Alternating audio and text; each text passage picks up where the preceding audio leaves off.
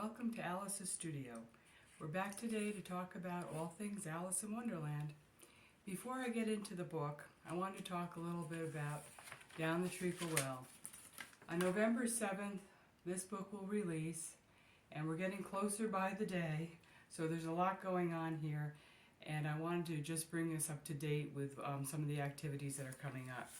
First off, I was notified that Library Thing has some ARC copies available. So if you are a member of Library Thing, you can head over there and sign up to enter a drawing for a free copy, early review copy of Down the Treacle Well. So those are up now. The other thing that we became notified about was that Forward Reviews has selected Down the Treacle Well for a review to hit in November-December issue of their magazine. That's the holiday issue, and that should be out soon. So that was a total surprise, and it will bring some really good visibility for the book. So we're very excited about that and hope to see that very soon. So the launch date for Down the Treacle Well is November 7th, and I will be sharing some exciting things that I have planned for that in the next couple of episodes. So it's happening very quickly. Today, what I wanted to get together and talk about, excuse me, is Alice in Wonderland, and its proliferation really into the culture.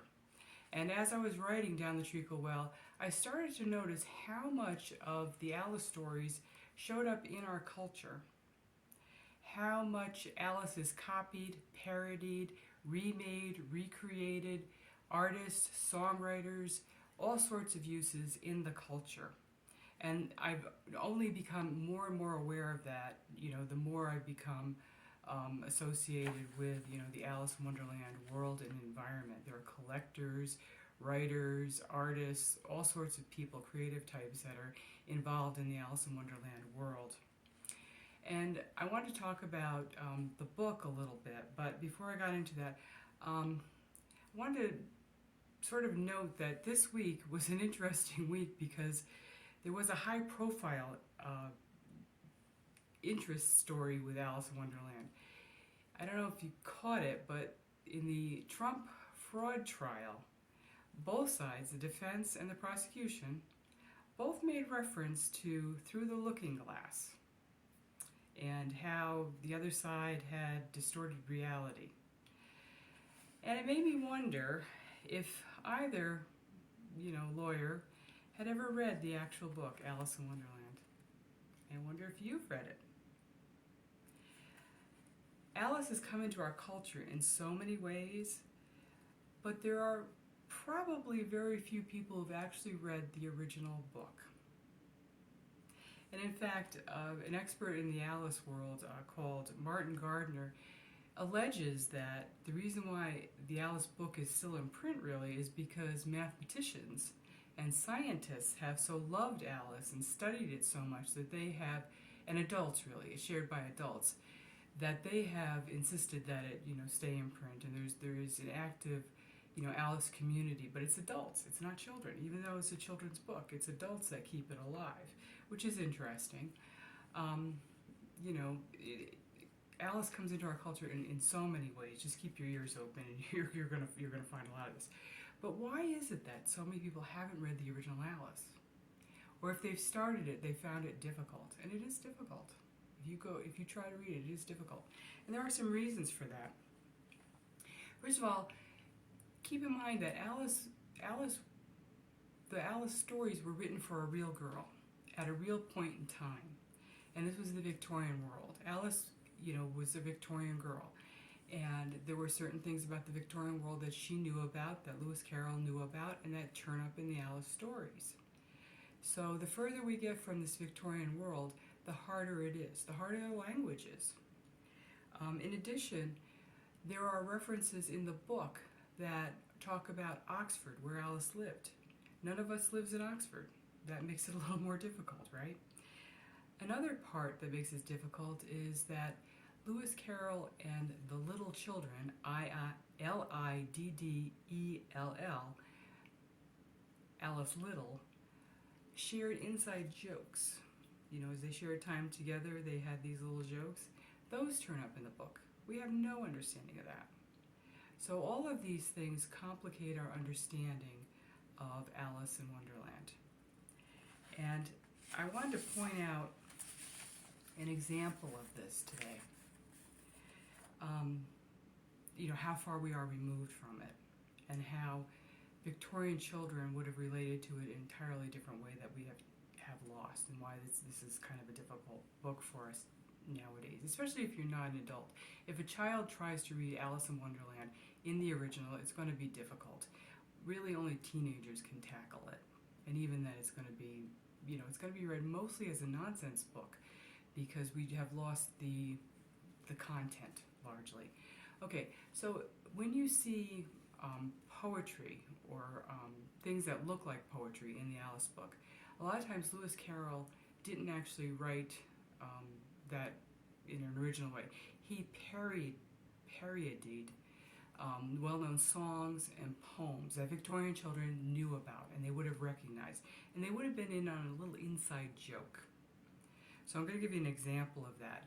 One that we have no idea, of this inside joke, and then I'm going to give you one that we do get, and you can judge the difference of, how different that pull is.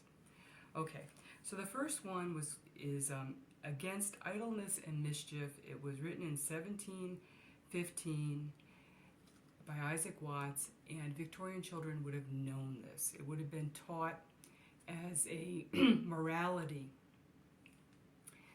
lesson. Okay, excuse me. How doth the little busy bee improve each shining hour, and gather honey all the day from every opening flower? How skillfully she builds her cell, how neat she spreads the wax, and labors hard to store it well with the sweet food she makes. Okay, it's teaching children, to not waste time. It's the Protestant Christian work ethic. Okay. Kids would have known this. So when Lewis Carroll writes Alice, he turns this on its head, and he makes it funny. Okay, so this is the Lewis Carroll version of that, Against Idleness and Mischief.